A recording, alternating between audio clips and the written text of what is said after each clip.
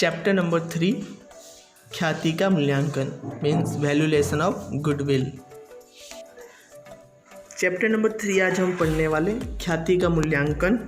ख्याति का मूल्यांकन इस चैप्टर में से बोर्ड की एग्जाम में कुल 6 नंबर का आता है, जिसमें से 4 मार्क्स का एक सम आता है और एक MCQ और एक नंबर का एक क्वेश्चन आता है। मतलब टोटल इस चैप्टर में से 6 नंबर का आता है।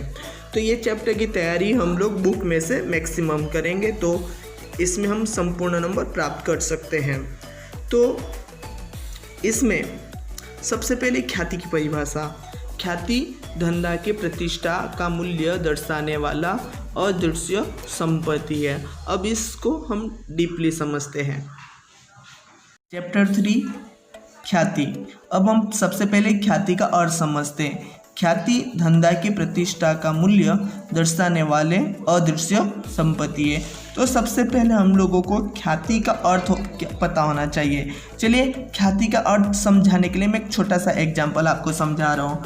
फॉर एग्जाम्पल मिस्टर एक्स ने 5 लाख रुपए कैपिटल मीन्स पूंजी लगाकर 5 ईयर तक कंपनी चला रहे हैं और इसको हर ईयर जो हो रहा है वो प्रॉफिट ही हो रहा है।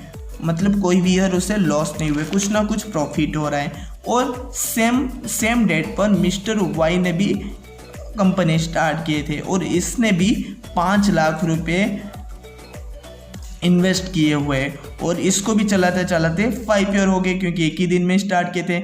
लेकिन ये जो प्रति ईयर है वो कभी प्रॉफिट करता है तो कभी लॉस करता है। मैक्सिमम टाइम ये लॉस करता है। अब मानो कि मैं जाता हूँ, फॉर एग्जांपल मिस्टर जेड इन दोनों के पास जाता है और मिस्टर एक्स को कहता है कि आपने तो कंपनी में 5 लाख रुपए लगाए थे, चलिए मुझे और 5 साल हो गए तो जो भी संपत्ति है उसके ऊपर घिसाई भी लग गया होगा, तो चलिए आप जो ये 5 लाख का आपका बिजनेस है मुझे 5 लाख या 6 लाख में सेल कर दो। तो क्या मिस्टर एक्स सेल करेगा? हाँ, आप सब सही बोल रहे हैं, मिस्टर एक्स सेल नहीं करेगा। क्यों सेल नहीं करेगा? क्योंकि उसको प्रति ईयर प्रॉफिट हो रहा है। ओके, लेकिन मैं मिस्टर वाई के पास मतलब मिस्टर जेड वाई के पास जा रहा है और ये 5 लाख का है और इसको 5 लाख रुपए में मांग लेता है, तो मिस्टर वाई सेल कर देगा? हाँ, मिस्टर वाई सेल कर सकता है। क्यों सेल कर सकता है?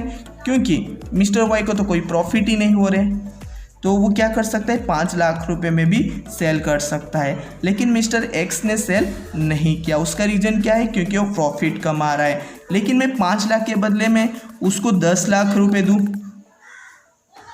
तो मुझे सेल कर सकता है। सेल कर सकता है ना?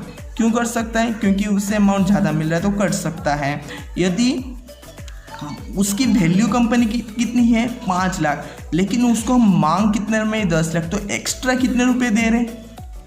एक्स्ट्रा 5 लाख रुपए हम एक्स्ट्रा दे रहे।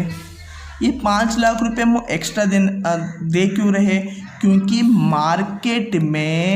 मार्केट में इस कंपनी का क्या है? वैल्यू है। मार्केट में इस कंपनी का क्या है? वैल्यू है, मीन्स इज्जत है, मीन्स इसकी प्रतिष्ठा है। इसकी प्रतिष्ठा के लिए ही ये 5 लाख रुपए एक्स्ट्रा मिल रहे हैं। तो इस 5 लाख को हम क्या कहेंगे? ख्याति कहेंगे।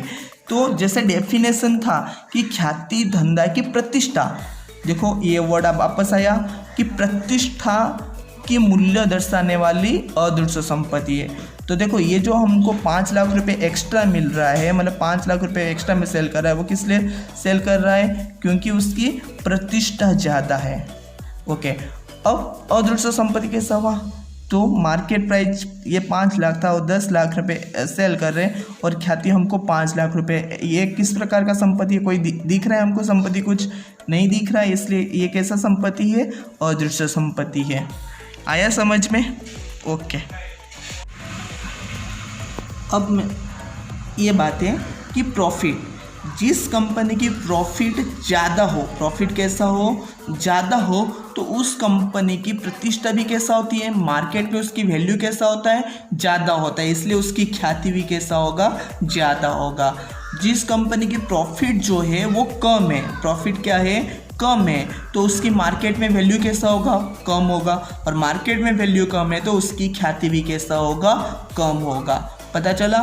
अब फॉर एग्जांपल जिस कंपनी में प्रॉफिट ही नहीं हो रहा है, लॉस ही लॉस हो रहा हो, तो उसकी मार्केट में कोई वैल्यू होगा, नहीं होगा, ऑब्वियसली नहीं होगा। यदि मार्केट में वैल्यू होता तो उसको लॉस ही नहीं होता, क्योंकि उसके हर प्रोडक्ट बिक जाते हैं। लेकिन मार्केट में उसकी वैल्यू नहीं होगा, इसलिए वो क्या कर रहा है, लॉस कर रहा है। लॉस कर रहा है तो उस कंपनी में किसी भी प्रकार का ख्याति नहीं होता है। मतलब जो कंपनी प्रॉफिट करता है वही कंपनी ख्याति रखता है।